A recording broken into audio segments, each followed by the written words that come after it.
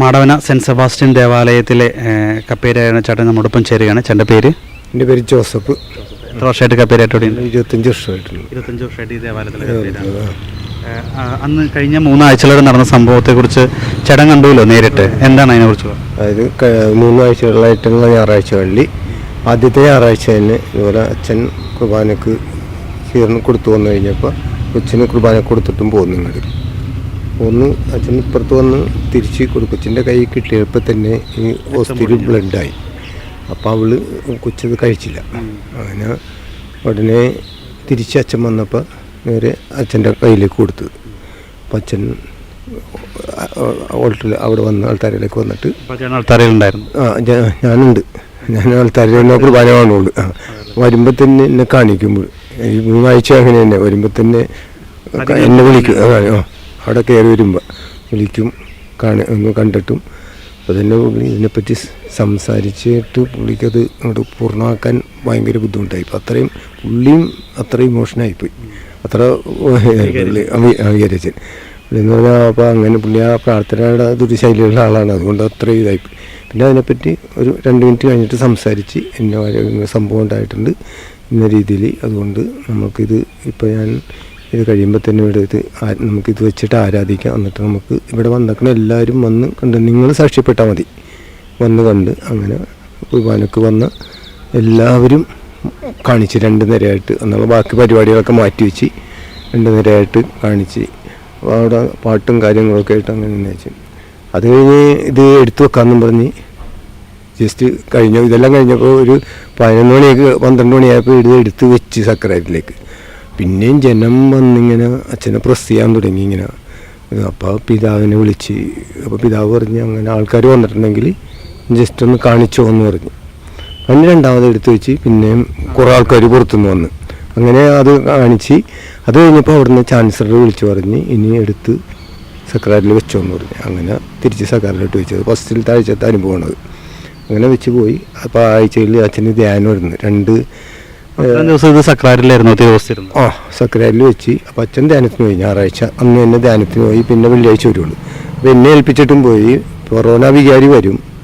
വികാരി വരുമ്പോൾ ഹോസ്പിറ്റൽ തുറന്ന് കൊടുത്തിട്ട് അത് കണ്ട് അതിൻ്റെ ഇത് നോക്കിയിട്ട് അങ്ങനെ അതനുസരിച്ച് അച്ഛൻ എന്നെ വിളിച്ചിട്ട് 2 ദിവസം കഴിഞ്ഞപ്പോൾ കൊറോണ വികാരി വന്നു. അങ്ങനെ കൊറോണ വികാരി വന്ന് ഇത് കണ്ട് അതിനെപ്പറ്റി സംസാരിച്ച് അങ്ങനെ കാര്യങ്ങൾ പറഞ്ഞിട്ടും ഞാൻ ഇത് പിതാവിനോട് പറയാമെന്നും പറഞ്ഞ് കൊറോണ വികാരി പോയി. അങ്ങനെ പോയി. അത് കഴിഞ്ഞ് പിറ്റേ ആഴ്ച ധ്യാനം കഴിഞ്ഞ് അച്ഛൻ വന്ന ഞായറാഴ്ച ഇതുപോലെ തന്നെ 2ാമത്തെ കുർബാനക്ക് കുട്ടിക്ക് അച്ഛൻ കുർബാനക്ക് കൊടുത്തിട്ട് ഇങ്ങോട്ട് പോകുന്നു. ഇതുപോലെ തിരിച്ച് അപ്പം തന്നെ നാക്കിൽ വെച്ചാൽ കൊടുത്തത്.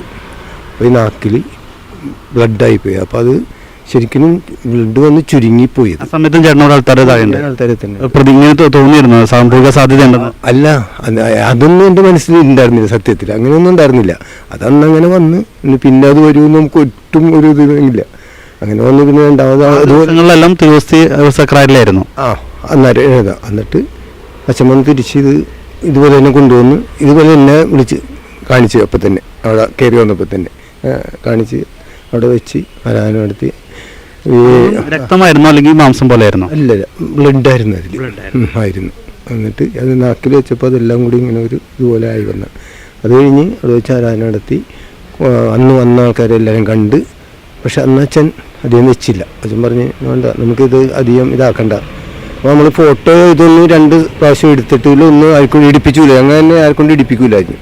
അങ്ങനെ തിരിച്ച് സെക്രട്ടറിയിൽ വെച്ച്. അത് കഴിഞ്ഞിട്ടാണ് ഈ വന്ന് ഈ വൈസ് ചാൻസലർ വന്ന് 2 ദിവസം കഴിഞ്ഞപ്പോൾ വന്ന് അന്നേരം എന്നെ വിളിച്ച് ഞാൻ വന്ന് കൊണ്ടുപോയി. നേരെ അരമനയിൽ കൊണ്ടുപോയി. അത് കഴിഞ്ഞ് ഇന്നലെ 3ാമത്തെ ആഴ്ച ഇതിങ്ങനെ അന്നും നമ്മളൊന്നും അതും പ്രതീക്ഷിക്കണില്ല. ഇതുപോലെ തന്നെ പെട്ടെന്ന് കുർബാന കൊടുത്ത് ഇങ്ങനെ ഇപ്പോഴത്തെ പെട്ടെന്നൊരു സംഭവം ഇവിടെ ആ സൈഡിൽ.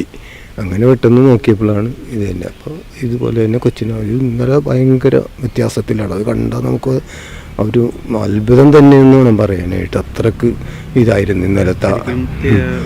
ഇങ്ങനെ ബ്ലഡ് വന്നിട്ട് ഒരു പ്രത്യേക ഒരു പീസ് പോലെ ചെറിയ മാംസം പോലെ ആയിപ്പോയി.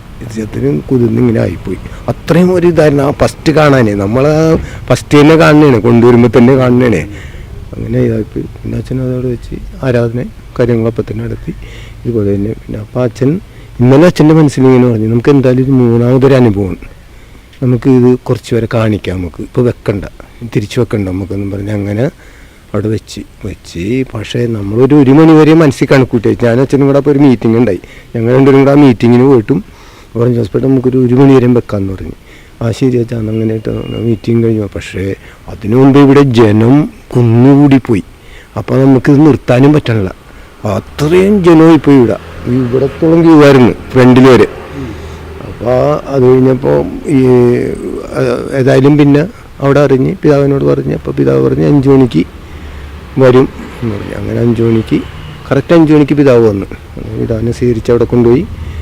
പിതാവ് കുറച്ച് നേരം പ്രാർത്ഥിച്ച് തന്നെ കയറി അവരെ ഈ കുടുംബത്തിനെ അവിടെ വിളിച്ച്, ആൾക്കാരെ തന്നെ വിളിച്ച് കുട്ടീനോട് സംസാരിച്ച് പിതാവ്, അതുപോലെ അവരുടെ അപ്പനും അമ്മയോടും സംസാരിച്ച് കാര്യങ്ങൾ പറഞ്ഞ്. അത് കഴിഞ്ഞിട്ട് പിതാവ് ഇതിനെപ്പറ്റി നമ്മളോട് പൊതുവായിട്ട് കാര്യമാണ്, ഞാൻ ഇത്രയും ജനത്തിന് ഇവിടെ പ്രതീക്ഷിച്ചില്ല, നിങ്ങൾ ആ നല്ല ഇതിന് ഞാൻ ശരിക്കും നിങ്ങൾക്ക് അത്രയും ഇതുണ്ടല്ലോ, അത്രയും എനിക്ക് അതുകൊണ്ട് ഇതിന് ഒരുപാട് കാര്യങ്ങളുണ്ട് ഇത് ചെയ്യാനായിട്ട്, നമുക്ക് പെട്ടെന്ന് ഇതെടുത്ത് അങ്ങനെയുള്ള രീതിയിലൊന്നും ചെയ്യാൻ പാടില്ല, ഒരുപാട് പരിശോധനകളുണ്ട് അതിന്.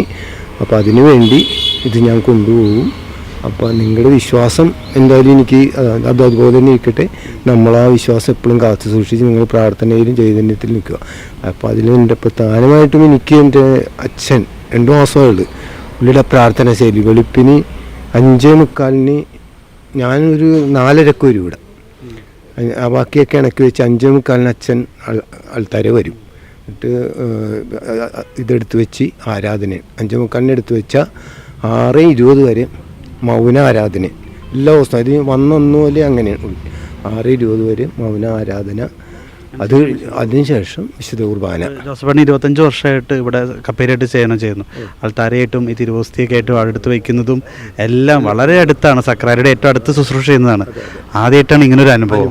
എന്താ ഇപ്പം ഇങ്ങനെ, അതായത് ഇത്ര നാൾ നമ്മളൊരു അപ്പം എന്ന രീതിയിൽ വെക്കുന്നത് അതേ വസ്തു, ഒരു പക്ഷേ ജോസഫേട്ടനൊക്കെ പകർത്തി വെച്ചതൊക്കെ ആയിരിക്കാം, വെഞ്ചരിക്കുന്നതിന് മുമ്പ് പകർത്തി വെച്ചതൊക്കെ ആയിരിക്കാം ഈ തിരുവോസ്തി. അപ്പം അങ്ങനെ ഒരു അപൂർവമായ ഒരു അപ്പം ഇപ്പോൾ അതൊരു മാംസ കഷ്ണമായി മാറുന്നു എന്നത് വരുമ്പോൾ എന്ത് തോന്നുന്നു? എനിക്ക് തോന്നുന്നത് എന്തായാലും ഇവിടെ ഒരു എന്തോ ഒരു ഇത് ഇങ്ങനെ അടഞ്ഞു കിടന്നു വെച്ച പോലെ, അത് ഒരു പെട്ടെന്ന് ഒരു വെളിച്ചം, അത് ഒരു അത്ഭുതമായിട്ട് തന്നെ ജനത്തിന് അത് മാതൃകയായിട്ട് കാണിച്ചിട്ടുള്ളതെന്നാണ് എൻ്റെ ഒരു വിശ്വാസം. അത്രയും അത് ഞാനും ഇത് പലതും കേട്ടിട്ടേ ഉള്ളൂ. പക്ഷേ തിരുവോസ്തിയിൽ ഇപ്പോൾ ഈശോയുടെ യഥാർത്ഥ ജീവിതം ഉണ്ടെന്നുള്ളൊരു വിശ്വാസം ഉണ്ടായിരുന്നോ എഴുതെടുത്ത് വെക്കുമ്പോഴൊക്കെ? അതുണ്ടല്ല, നമുക്കത് ആ ഒരു വിശ്വാസത്തിൽ തന്നെ നമ്മളിത് ചെയ്തുകൊണ്ടിരിക്കുന്നത്. അത് അവിടെ ആകുമ്പോൾ നമ്മുടെ കയ്യിലിരിക്കുമ്പോൾ അത് ഞാനത് കൈകാര്യം ചെയ്യണതാണ് ഇതെല്ലാം. പക്ഷേ അതിൻ്റെ ആയിക്കഴിഞ്ഞാൽ അത് നമുക്ക് അത് തന്നെയാണ് ശരിക്കും ഒന്നും കൂടെ നമുക്ക് അത്രയും, അതായത് ഭയങ്കര അനുഗ്രഹം. എന്തുകൊണ്ടും ഞങ്ങൾ നേരത്തെ പോലെ തന്നെ ഒരുപാട് നമുക്ക് ഈ പുണ്യാളിൻ്റെ ആണെങ്കിലും ഒരുപാട് അനുഗ്രഹങ്ങൾ കൊണ്ട് ഞങ്ങൾ ഇതൊക്കെ കെട്ടിപ്പടുത്തത് അങ്ങനെ ഞങ്ങളൊക്കെ സ്വന്തം പ്രയത്നിച്ചുണ്ടാക്കിയ പള്ളി, മേട, അതുപോലെ ഇത് ഹോള്, സിമിത്തേരി, ഞങ്ങൾ അതിന് വേണ്ടിയിട്ടൊക്കെ ഒരുപാട് കഷ്ടപ്പെട്ട് ഒരു 10 കൊല്ലം പരിശ്രമിച്ചപ്പോൾ ഞങ്ങൾക്കൊരു സിമിത്തേരി കിട്ടിയ. ഒരു സിമിത്തേരി ഇല്ലെങ്കിൽ ശരിക്കും പറഞ്ഞാൽ ഒരു പള്ളി ഒന്നുമില്ല ശരിക്കും പറഞ്ഞാൽ ഇന്നത്തെ രീതിയിൽ. ഇന്ന് അതിനുവേണ്ടി ഒരുപാട് ആരും പരിശ്രമിക്കുന്നുണ്ട്, പക്ഷേ കിട്ടാൻ സാധ്യത കുറവാണ്. ഇതിൻ്റെ പിന്നിൽ ആദ്യമായിട്ട് ഈ തിരുവോസ്തി ആയ സമയത്തൊക്കെ അന്ന് എന്തായിരുന്നു മാനസികാവസ്ഥ? ഇങ്ങനെ രക്തം കണ്ട ഫസ്റ്റ് ടൈമിൽ നമ്മൾ സത്യത്തിൽ നമുക്ക് ഭയങ്കര ഒന്നും ഇങ്ങനെ കരച്ചിലും സങ്കടവും അങ്ങനെ ഭയങ്കര ഒരു ഇതായിപ്പോയി ഇത് കണ്ടു കഴിഞ്ഞപ്പോൾ. അനുഭവത്തിൽ നമ്മൾ നേരിട്ട് കണ്ടു കഴിഞ്ഞപ്പോൾ ഭയങ്കര ഒരു ഫീലിംഗ് ആയിപ്പോയി ശരിക്കും പറഞ്ഞു. തീർച്ചയായിട്ടും വാക്കുകൾ കിട്ടുന്നില്ല അല്ലേ? ഈവൻ ഞങ്ങൾക്കായാലും ഇപ്പോൾ നേരിട്ട് കണ്ടില്ല, പക്ഷേ ഇവരുടെ സംസാരം കേൾക്കുമ്പോൾ ഒരുപാട് ആശ്ചര്യം, അതുപോലെ തന്നെ വലിയൊരു ദൈവാനുഭവമാണ് ഈ ദേവാലയത്തിലും. അതോടൊപ്പം തന്നെ ഇത് നേരിട്ട് കണ്ട വിശ്വാസികളുടെയൊക്കെ അനുഭവം നമ്മൾ കേൾക്കുമ്പോൾ ഞങ്ങളെ സംബന്ധിച്ചിടത്തോളം ഇതൊരു പിന്നീട് കണ്ടിട്ടില്ല, കേൾക്കുകയാണെങ്കിലും ഇവരെല്ലാവരും അത് നേരിട്ട് കണ്ട അനുഭവമാണ്. അവർക്കത് വാക്കുകളിലൂടെ എത്രത്തോളം അത് എക്സ്പ്രസ് ചെയ്യാൻ സാധിക്കുന്നില്ലെങ്കിലും മാനസികമായിട്ട് ഇവരെല്ലാവരും ആ ഒരു ആത്മീയ സ്വർഗീയ അനുഭവത്തിൽ തന്നെയാണ് എന്ന് തന്നെ നമുക്ക് പറയാൻ സാധിക്കും.